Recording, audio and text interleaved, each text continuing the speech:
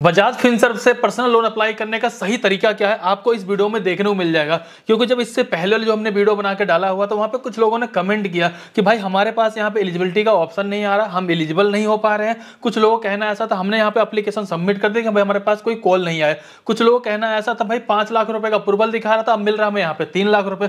कुछ लोगों का कहना ऐसा था कि भाई वहाँ पे 22% दिखा रहा था, अब हमसे यहाँ पे 25% का इंटरेस्ट लिया जा रहा है। तो जितने भी सवाल आपके मन में आने वाले ना, इस सारे सवालों के जवाब भी इसी वीडियो में देने वाला हूँ। लेकिन समझना जानना ये जरूरी है कि अगर आप लोन लेने वाले हो तो सही चीज कहां पे क्या चीजें फिलअप करने की जरूरत है, ताकि एंड में जाकर के आपका लोन कहीं रिजेक्ट ना हो जाए। और उससे भी जरूरी बात ये, अगर आप लोन लेने वाले हो ना, आपको मैं पहले एलिजिबिलिटी जरूर बता के चलूंगा ताकि आप डिसाइड कर पाओ आप एलिजिबल हो या नहीं हो। कई लोग तो वीडियो को देखेंगे, फटाक से जाकर लोन के लिए अप्लाई कर देंगे, लास्ट में पता चलता भाई उसके लिए तो उनकी एलिजिबिलिटी हो ही नहीं रही थी, उन्होंने लोन अप्लाई कर दिया, लोन रिजेक्ट भी हो गया, सिविल में इंक्वायरी भी लग गई। अब चलिए चलते हैं डायरेक्टली पॉइंट पे, और पहले एक ही चीज अगर बारीकी से समझेंगे फिर लोन को अप्लाई करके देखेंगे। सबसे पहले आप इस वीडियो को पूरे ध्यान से देखिएगा, समझिएगा। अगर आपको सही लगता है डिस्क्रिप्शन में जाइएगा, एक लिंक दिया गया है, उस लिंक पे क्लिक करेंगे, डायरेक्टली आप इसी पेज पे आ जाएंगे। और यहां पर आने के बाद देखिए बजाज फिनसर्व तरफ से बड़ा क्लियर कर दिया गया, 40,000 रुपए से लेकर 50 लाख रुपए तक का लोन आप यहां से ले सकते हो। लेकिन क्लियरिटी और रियलिटी बात यह है कि आपको यहां पे 20-30 लाख रुपए लोन नहीं मिल सकता, बहुत मुश्किल की बात है। लेकिन यहीं से 50,000 रुपए का, 1 लाख रुपए का, 8 लाख रुपए का,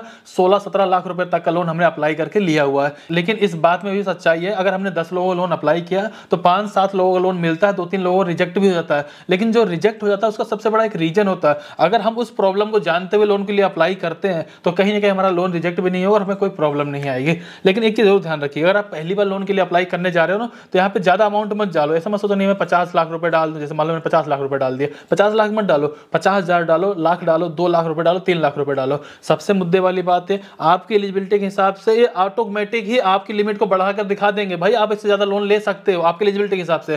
तो शुरुआत में आपको जितनी जरूरत हो उतना ही लोन की लिमिट यहाँ पे डालो। जैसे कि मैं सिर्फ यहाँ पे 5 लाख रुपए मान लो डाल लेता हूँ, हालांकि आप 50,000 या 1 लाख भी डाल सकते हो। अब हम इसको डाल रहे हैं, अब यहाँ पे लोन ले ले। लोन लेने से पहले एक बार थोड़ी सी जानकारी लेते हैं। सबसे पहली जानकारी, अगर आप यहाँ पे देखेंगे इसमें आपको लोन अप्लाई करने के 3 वेरिएंट देखने को मिल जाएंगे। इन तीनों वेरिएंट में कौन सा सेलेक्ट करना चाहिए मैं डायरेक्टली आपको वही बता दूंगा। लोन आप यहाँ पे मैक्सिमम 50-55 लाख रुपए तक का ले सकते हैं। ट्यूनर टाइमिंग के बारे में बात करें, 96 महीने तक का टाइम मिलता है, लेकिन बहुत ज्यादा लंबे समय मत सेलेक्ट करिएगा, नहीं तो लोन महंगा भी पड़ेगा। वहीं पर बात करते हैं, कोई भी हिडन चार्जेस नहीं है, कोई भी चीज आपको गिरवी रखने की जरूरत नहीं है। आपको ये ऑफर नए कस्टमर को बहुत आसानी से देखने को मिल जाता है। लेकिन अब बात करते हैं सबसे जरूरी चीज, भाई इसकी एलिजिबिलिटी क्या होगी और हम इस लोन को अप्लाई करने वाले हैं। अगर मैं एलिजिबिलिटी के बारे में बात करूं, बड़े ध्यान से देख लीजिएगा।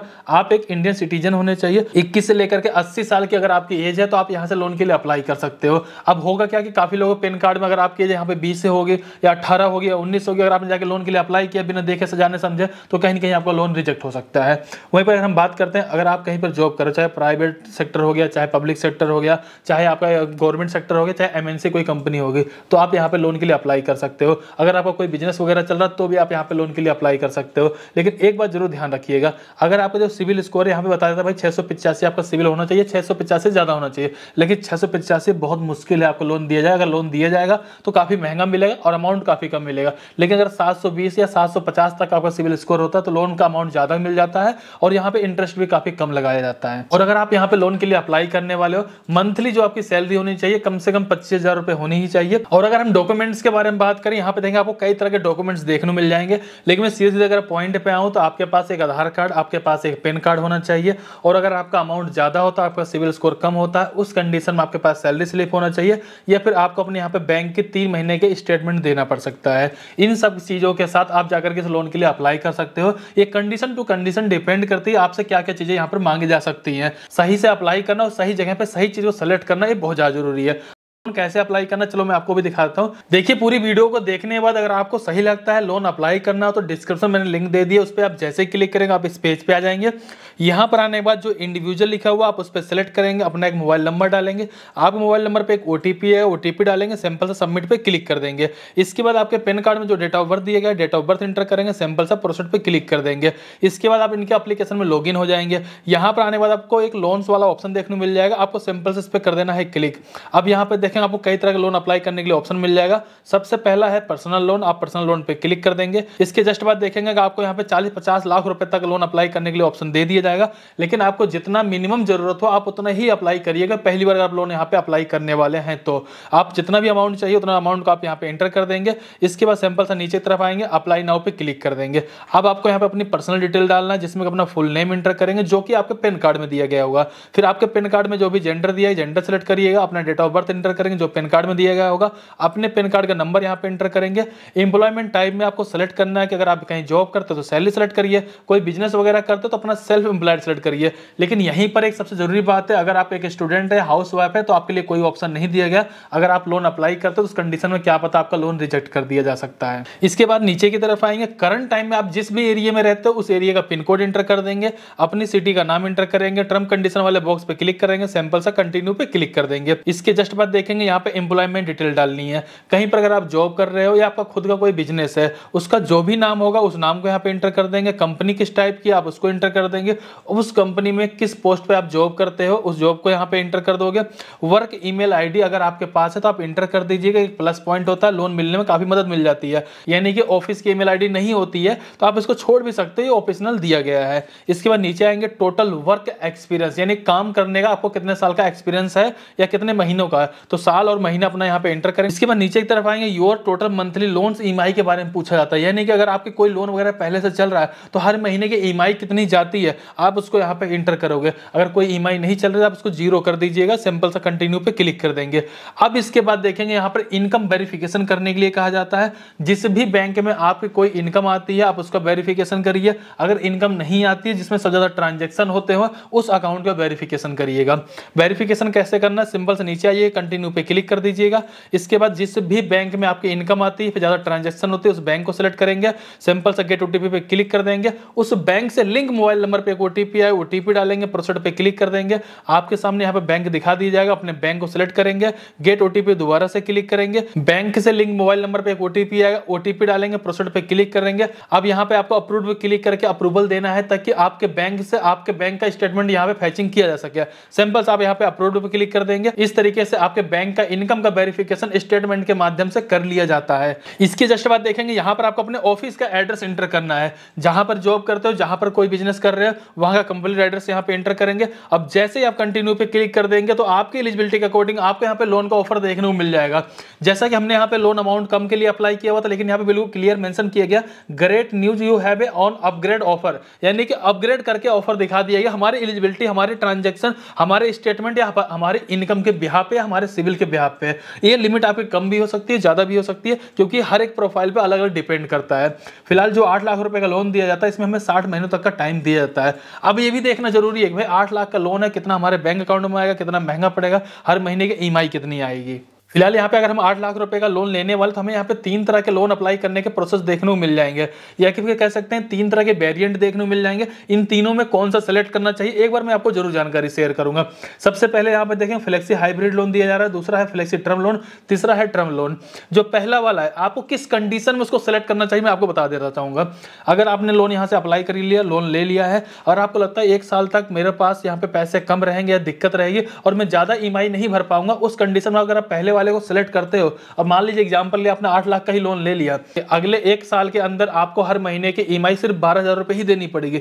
बाकी की जो 48 महीने की ईएमआई बचेगी उसमें आपको 23,500 रुपए देनी पड़ेगी, 18% का इंटरेस्ट लगेगा। लेकिन अगर आपको लगता है नहीं मैं हर महीने की ईएमआई में रेगुलर वाली पे कर सकता हूं, उस कंडीशन में 20,315 रुपए की हर महीने आपकी ईएमआई पे कर सकते हो। फिर चाहे तो आप फ्लेक्सी टर्म लोन को सिलेक्ट कर लीजिए, फिर चाहे तो आप यहाँ पे टर्म लोन को सिलेक्ट कर लीजिए। तीनों में इंटरेस्ट आपको सेम देखने को मिल जाएगा। लेकिन एक बात जरूर ध्यान रखिएगा, अगर आप पहले वाले के साथ जाएंगे तो आगे चल करके जो आपकी ईएमआई है उसका अमाउंट काफी ज्यादा बढ़ा हुआ आपको देखने को मिल जाता है।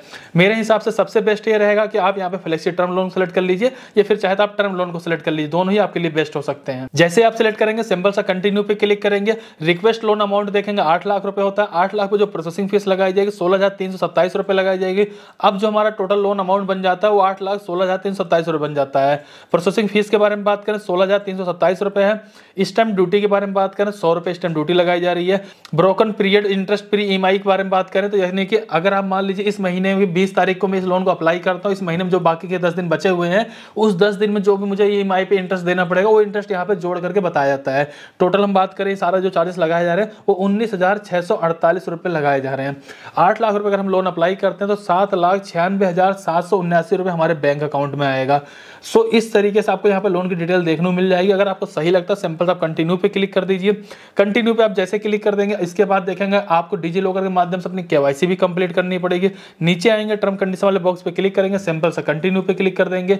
यहाँ पर आपको अपने आधार कार्ड का नंबर एंटर करना है, नेक्स्ट पे क्लिक करेंगे, आधार कार्ड से लिंक मोबाइल नंबर पे ओटीपी आएगा, ओटीपी डाल देंगे। इसके जस्ट बाद देखेंगे यहाँ पर आपके पैन कार्ड आपके आधार कार्ड पर टिक लगा वो देखने को मिल जाएगा। सिर्फ आपको अप्रूवल देना है, नीचे की तरफ आएंगे अलाउ पे क्लिक कर देंगे। इसके जस्ट बाद देखेंगे केवाईसी डिटेल में आपके आधार कार्ड से आपका एड्रेस फेचिंग करके दिखा दिया जाएगा।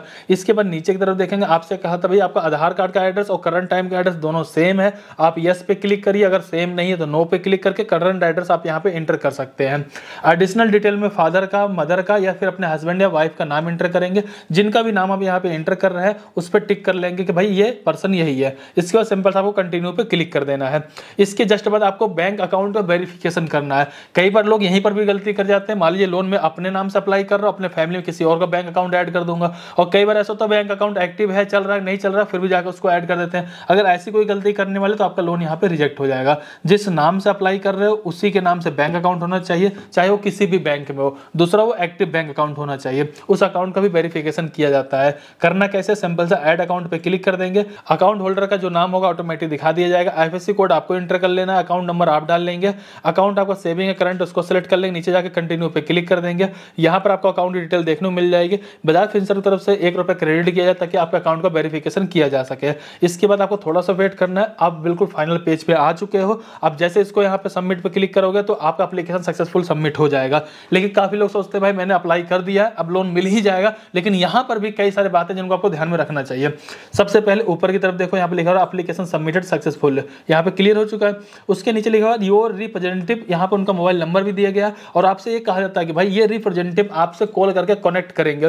लेकिन यहाँ पर 2 कंडीशन बनती है, आपकी प्रोफाइल ठीक है, आपने जितनी डिटेल डाली है वो सारा कुछ ठीक है, आपका सिविल ठीक है, तो उस कंडीशन पे ये आपके पास खुद ही कॉल करेंगे। 2 बार नहीं 4 बार करेंगे। लेकिन अगर आपकी प्रोफाइल ठीक नहीं होती है, कुछ चीजें मिसमैच होती है, कई बार कॉल आता है, कई बार आपका लोन ही रिजेक्ट कर दिया जाता है। और अगर 24 से 48 घंटे में कॉल नहीं आता तो आपके पास मोबाइल नंबर दिया जाता है। इस मोबाइल नंबर पर आप खुद भी कॉल करके इंक्वायरी कर सकते हो। लेकिन इसके आगे के स्टेप क्या होंगे आपको भी जानना बहुत ज्यादा जरूरी है।